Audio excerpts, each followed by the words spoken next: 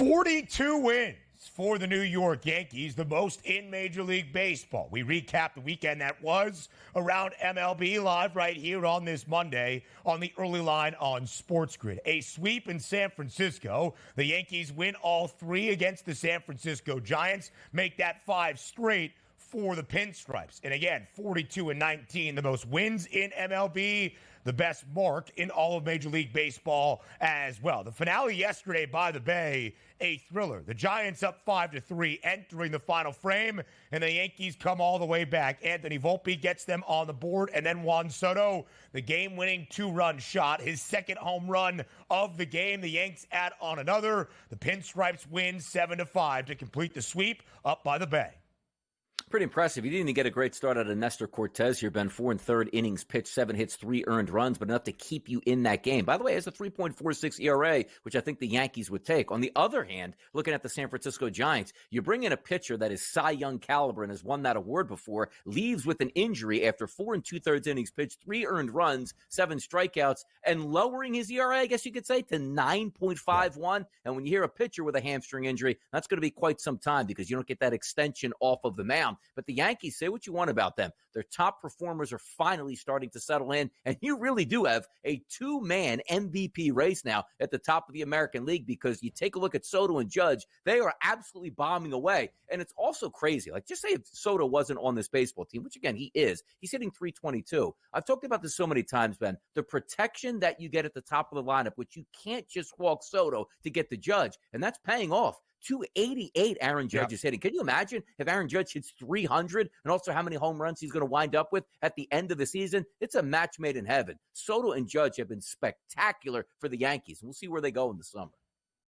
Aaron Judge has been unreal. We'll look at the numbers in just a moment. But when you think about where he came from just a month ago, on May 2nd, the guy was batting 197. It has been a complete overhaul in the last month, and Juan Soto was that bright spot, even with Aaron Judge struggling. But this is what the Yankees expect to do each and every year, be at the top of the American League and all of Major League Baseball. That's where the New York Yankees stand as we enter the first weekend and now full week of the month of June. 42-19, winners of 5 straight. By the way, Clay Holmes, his 17th save of the year yesterday for New York. It was last week at this time, looking back on a Memorial Day blunder out of Clay Holmes where he struggled greatly. Not the case for New York yesterday. 7-5 victory over San Francisco, the sweep complete over the Giants. Now we talk about Aaron Judge. And, of course, DRS, 2 summers ago, or 2 winters ago, I should say,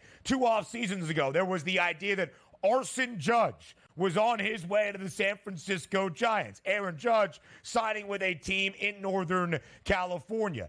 He did not. Of course, he returns to New York. And back in New York, especially in the last month, he has been unreal. 197. The batting average just a month ago. And this weekend in San Francisco, the Giants could see what Arson Judge could have been. 6 of 10 at the dish, including 2 of 3 yesterday. 3 home runs in the first 2 games. 6 RBIs. 5 runs scored. I am pretty sure I saw a stat yesterday, DRS. The 3 home runs from Aaron Judge in the first 2 games of this series against the Giants, the most hit by any single player inside Oracle Park all year long, and that includes the Giants who play their home baseball there.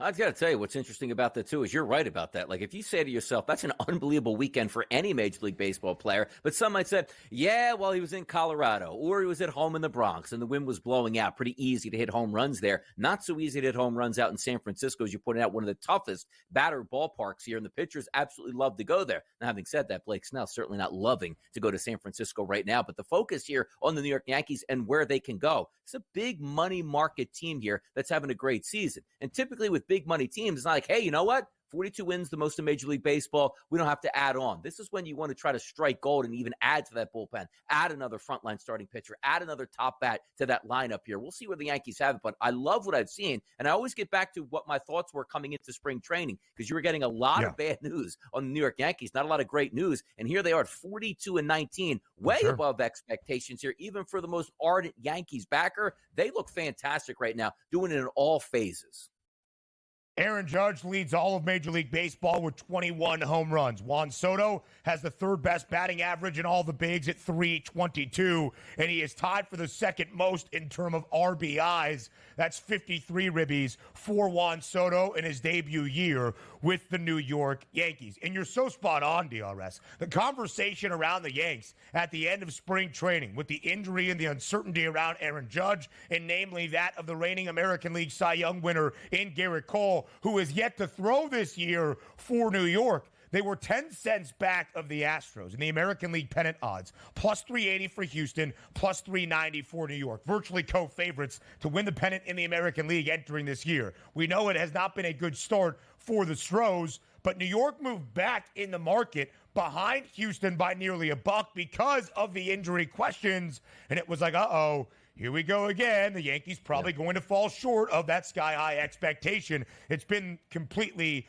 opposite. And when you see Juan Soto and Aaron Judge, is it really just a two-man race for the American League MVP award between these two teammates? There are the stats. Again, Aaron Judge leads the bigs in home runs. Juan Soto tied for second most with 53 RBIs. And now it's Judge, DRS, 10 cents in front of Juan Soto. It was Soto the favorite to win the MVP award in the American League just a week ago.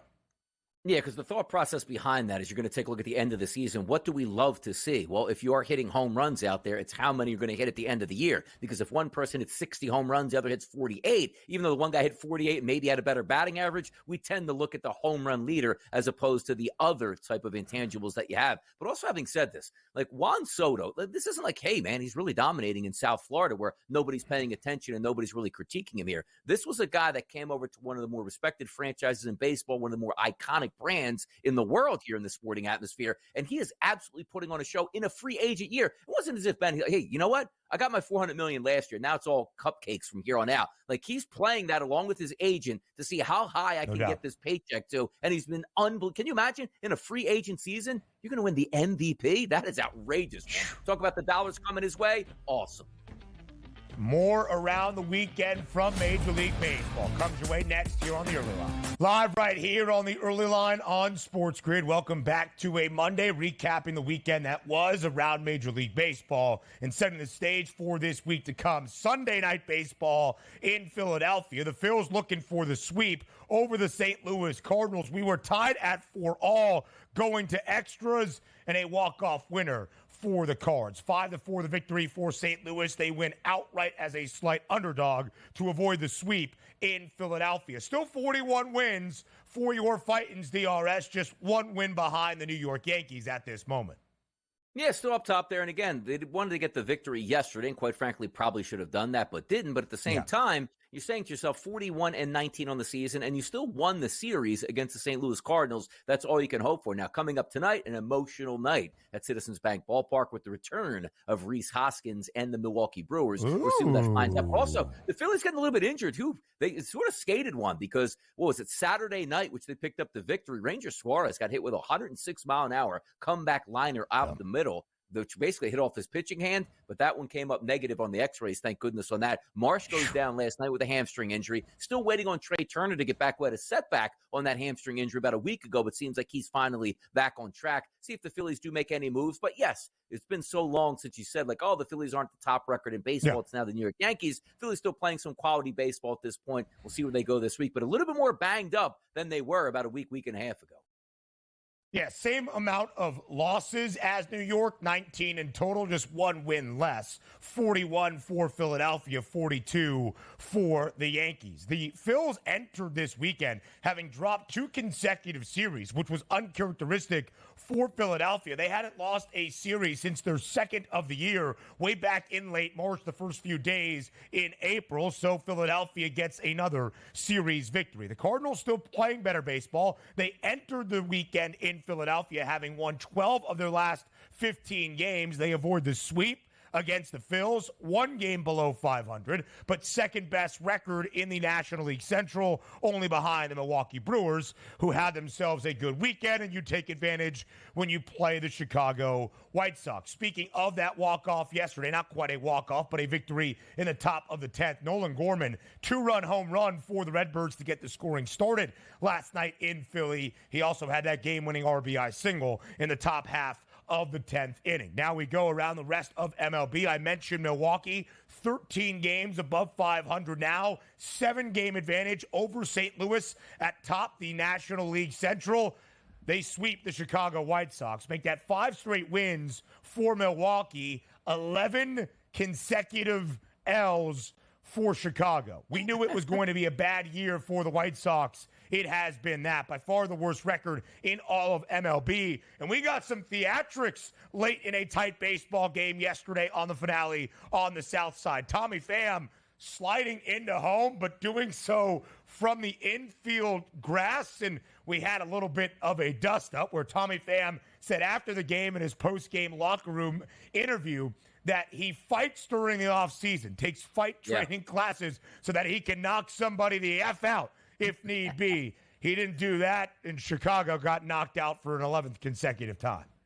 Yeah, I think they're 15-45 on the season, which is incredibly terrible. But I did enjoy that post-game press conference because sometimes, look, if you've been there, done that before. Back in the day, you were allowed to go from third base to home and run the catcher into like the opposing team's dugout at this point. You can't do that anymore. So in a close game where you're being sent, and it also seems like in that post-game press conference, Tommy Pham was like, I don't know why the third base coach sent me on this because I was going to be out by a mile. Yeah. So he was already angry about that and was out by a mile. But then the catcher basically telling him, like, yeah, man, you're not going to do anything, man. Just stay right there where you're at. It's like, wait a second. Like, I'm not allowed to bowl you over, and you're talking trash as if I'm supposed to, like, slide through you at this point. So I'm surprised it didn't come to blows because also, if Tommy Pham goes to blows with Contreras here, you have a first-place team and a last-place team. Who cares? Like, Pham's like, all right, I'm going to get suspended for 15 games. So what? We stink anyway at this point. At least I'll prove a point. But that post-game press conference was quite hilarious. Like, I trained in the offseason for moments like this. We should have used that moment last night because we would have loved to have seen it. It was really good. The Twins win the weekend series against the Astros. Houston now, DRS. They have lost 7 of their last 11, 5 of their last 7, 8 games below 500, 60 games into the season. They are 26-34. I know you're not buying in, but when are we officially out on the Astros? I don't know. Tomorrow, like, I don't have a fork around me right now, but tomorrow I'm going to bring a fork out when the Astros lose again. Put it in we can stick it in the Astros. That fork right in them here. Don't trust the Astros. We've seen enough at this point now. Don't trust them. Yeah, I mean, listen, there's a large hole to call out of for Houston. Plenty more reaction from Major League Baseball, setting the stage for a new week in the bigs later on in the show.